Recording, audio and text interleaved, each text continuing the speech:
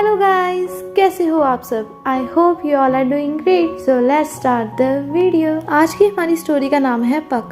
आप सब सोच रहे होंगे कि ये कैसा अजीब सा नाम है, तो सबसे पहले मैं आपको पक का मीनिंग बताऊंगी। पक एक ब्लैक डिस्को कहा जाता है जो आइस हॉकी में यूज होती है। तो अब आप सब फिर से सोच रहे होंगे कि पक का इस स्टोरी से क्या लेना देना है, पर ये तो आपको स्टोरी के एंड में ही समझ आएगा। तो चलिए हम स्टोरी को शुरू करते हैं। ये स्टोरी एक आदमी के बारे में है जिसका नाम जून है। जून मैरिड है, पर उसकी मैरिड लाइफ बहुत ही स्ट्रेसफुल थी। जून सिर्फ मैनुअल लेबर का काम करता था, पर जून की वाइफ बहुत ही पैसे खर्च करती थी, जिसकी वजह से उसकी वाइफ ने ह्यूंग निम से लोन ले लिया, पर वो ये पैसे वापस नहीं कर पाई। इस बात पर दोनों की काफी बहस भी हुई थी, बट स्टिल अपनी वाइफ को बचाने के लिए जून खुद को ह्यूंग निम के हवाले कर देता है, ये कहकर कि अब से वो ह्यूंग निम के अंडर एज ए डॉग बनकर काम करेगा और उनकी सारी बातें मानेगा। तो अब जिनका काम था दूसरे लोगों से पैसे निकलवाना, जिन्होंने भी ह्यूंग निम से लोन लिया हुआ था। जून दिल का बहुत ही अच्छा है, जिसकी झलक हमें ऑलरेडी मिल चुकी है, जिसमें उसने अपनी वाइफ की गलती अपने सर ले ली।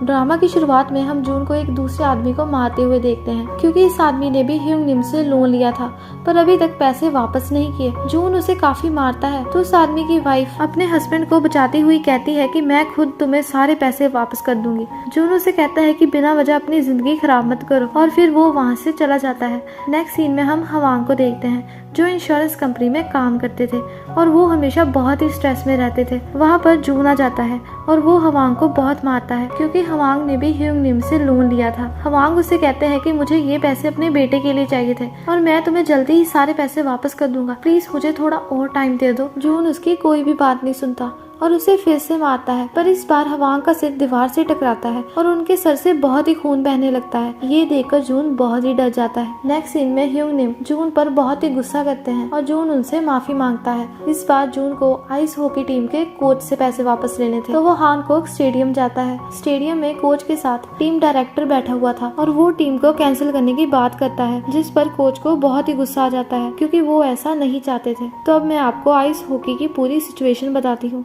हानकोक यूनिवर्सिटी की आइस हॉकी टीम में अब सिर्फ 12 मेंबर्स ही बचे थे, क्योंकि बार बार हारने की वजह से काफी मेंबर्स टीम को छोड़कर जा चुके थे, पर एक मेंबर के चोट लग जाती है, जिसकी वजह से अब टीम में सिर्फ 11 मेंबर्स ही बचे थे। जिस मेंबर को चोट लगी थी उसका नाम जिन है। आइस हॉकी गेम की ऑपोजिशन टीम में टोटल 30 मेंबर्स थे, जिसकी वजह से अब हानकोक टीम का जीतना काफी मुश्किल था। टीम के कोच प्लेयर्स के पास आते हैं, जहाँ पर सारे प्लेयर्स कोच से कम मेंबर्स होने पर कंप्लेंट्स कर रहे थे, और जोई कोच से कहता है कि इतने कम प्लेयर्स के साथ तो हम कभी नहीं जीत सकते। तो अब जून कोच के पास आता है अपने पैसे वापस लेने। कोच उसे कहते हैं कि मैं नेक्स्ट ईयर के फंड से तुम्हारे सारे पैसे वापस कर दूंगा, और फंड के लिए टीम का एग्जिस्ट करना बहुत जरूरी है, ताकि हम बाकी की गेम्स भी जीत पाए। इसके बाद जून ह्यूंग निम के पास जाता है और उन्हें सारी बात बताता है, तो ह्यूंग निम जून को जल्दी से सारे पैसे वापस लाने को कहते हैं। दूसरी तरफ टीम डायरेक्टर ब्योंग को अपने पास बुलाते हैं और उससे कहते हैं कि फाउंडेशन ने आइस हॉकी टीम को कैंसिल कर दिया है, तो तुम अब से प्रैक्टिस के लिए मत जाना और अपनी टीम की कॉल्स का जवाब भी मत देना। ब्योंग उससे कहता है कि अगर मैंने ऐसा किया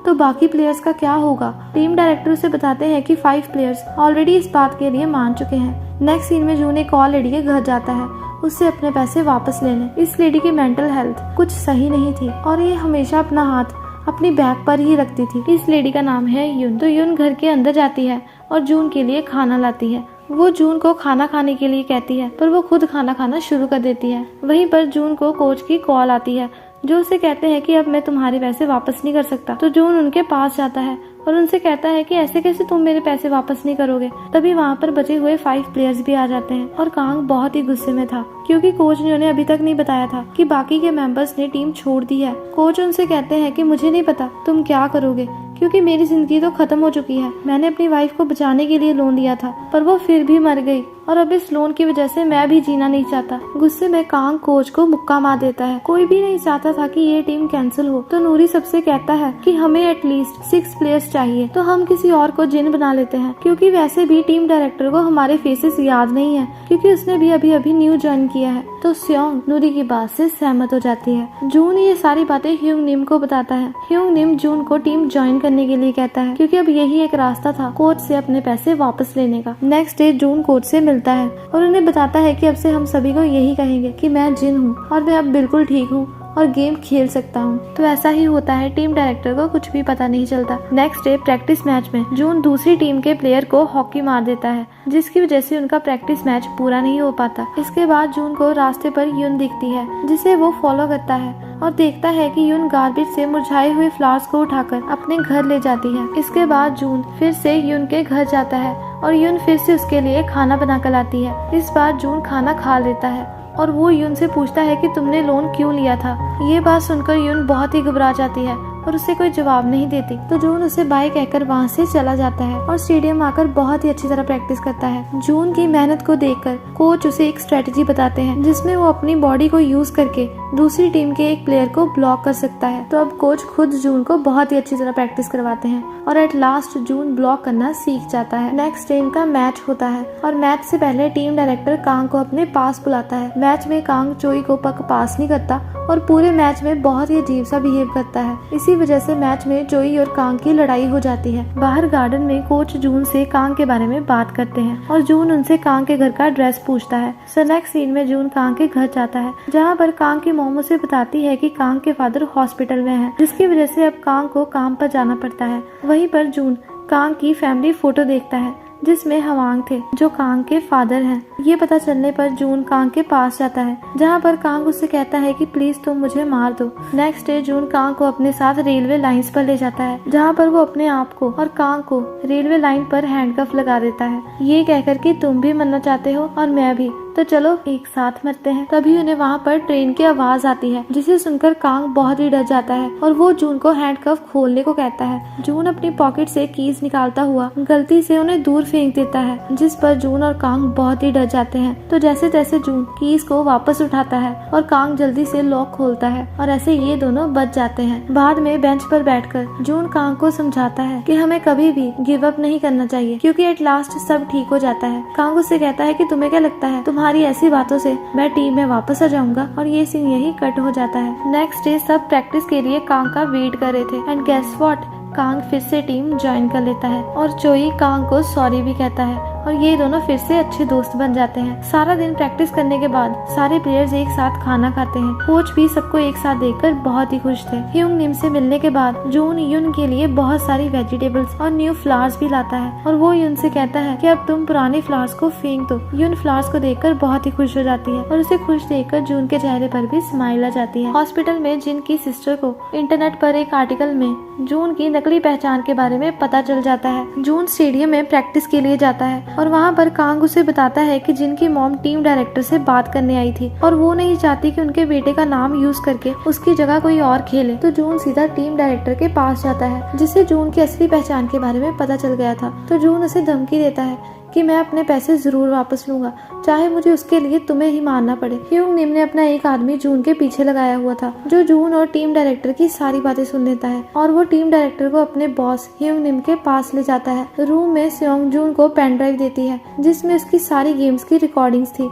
जून पेन ड्राइव नहीं ले रहा था, तो स्योंग उसे जबरदस्ती पेन ड्राइव दी जाती है। उसी समय जून को ह्यूंग निम की कॉल आती है, जो उसे अपने पास बुलाते हैं। तो जून ह्यूंग निम से मिलने जाता है, पर ह्यूंग निम जून को बैट से उसके राइट शोल्डर पर बहुत ही मारते हैं। काफी मारने के बाद ह्यूंग निम जून से कहते हैं कि अगर तुम अपने हॉकी प्लेयर्स को बचाना चाहते हो तो मुझे सारे पैसे जल्दी लाकर दो और ये बस तुम्हारा लास्ट चांस है। इसके बाद जून फिर से यून के घर जाता है, जहाँ पर वो देखता है कि यून का हस्बैंड नशे में था और वो यून को मारता हुआ उससे पैसे मांग रहा था। पहले तो जून वहाँ खड़ा रहता है, पर जैसे ही यून का हस्बैंड यून को बेल्ट से मारने लगता है तो जून भागकर यून के हस्बैंड को पकड़ लेता है और फिर उसे काफी मारता है। पर यून अपने हस्बैंड को बचाने के लिए जून को धक्का मार देती है और उसे वहाँ से जाने को कहती है। तो जून वहाँ से चला जाता है। जून बहुत ही अकेला हो गया था, तो वो रास्ते पर बैठकर बहुत ही रोता है। इसके बाद जून टीम डायरेक्टर के पास जाता है, जो उसे पैसों से भरा एक बैग देते हैं और बैग लेकर जून वहाँ से चला जाता है। नेक्स्ट डे जून को अपनी कार में स्योंग की दी हुई पेन ड्राइव दिखती है,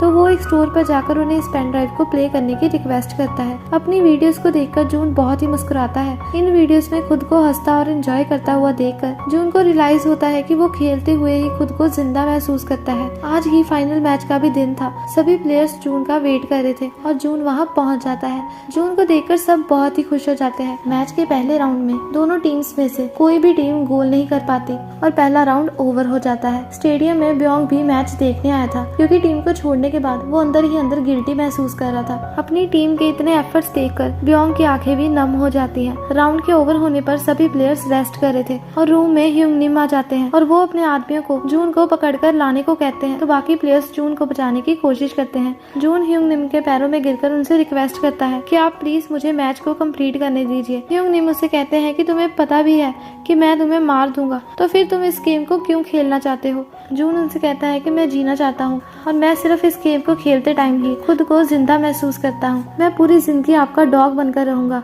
बट प्लीज आज का दिन मुझे जीने दीजिए। जून की ऐसी बातें सुनकर ह्यूंग निम उसे मैच खेलने देते हैं। गेम के सेकंड राउंड में ओपोनेंट टीम का एक गोल हो जाता है, पर अभी भी हानकुक टीम का स्कोर था 0। इसके बाद गेम का थर्ड राउंड शुरू होता है और इस राउंड में कांग फाइनली एक गोल कर देता है, पर ओपोनेंट टीम का एक प्लेयर कांग को धक्का मार देता है, जिससे कांग को चोट लग जाती है। तो रेफरी कांग को रेस्ट करने को कहते हैं और उसकी जगह वहाँ ब्योंग आ जाता है। इस गेम के दौरान जून को भी काफी बार चोटें लगी थी, पर फिर भी उसने हिम्मत नहीं हारी। तो अब बारी आती है फाइनल राउंड की और जून इस बार फाइनली पक को हिट कर देता है और उनकी टीम मैच जीत जाती है और सब बहुत ही खुश हो जाते हैं। इस तरह टीम डायरेक्टर का मुंह भी बंद हो जाता है। एट लास्ट जून के चेहरे पर एक बहुत ही प्यारी स्माइल थी और वो सबको देखकर वहाँ से चला जाता है और ये ड्रामा यहीं खत्म हो जाता है। ये ड्रामा काफी हद तक रियलिटी से जुड़ा हुआ है। जैसे हम अपनी जिंदगी में काफी बार गिरकर संभलते हैं, वैसे ही जून के साथ भी काफी बार बहुत कुछ बुरा हुआ, पर फिर भी वो एंड तक लड़ता रहा क्योंकि वो जीना चाहता था, even just for one day. इस सारी जर्नी दौरान उसने काफी दोस्त बनाए और बहुत कुछ सीखा, जिसमें उसे अपनी असली खुशी मिली। इस ड्रामा का एक और बहुत जरूरी मैसेज था कि जब इंसान के पास पैसे नहीं होते तो ना चाहते हुए भी उसे कुछ ऐसे काम करने पड़ते हैं जो वो करना नहीं चाहता, वैसा ही जैसा जून के साथ हुआ। So let's end the video here. I hope you like this drama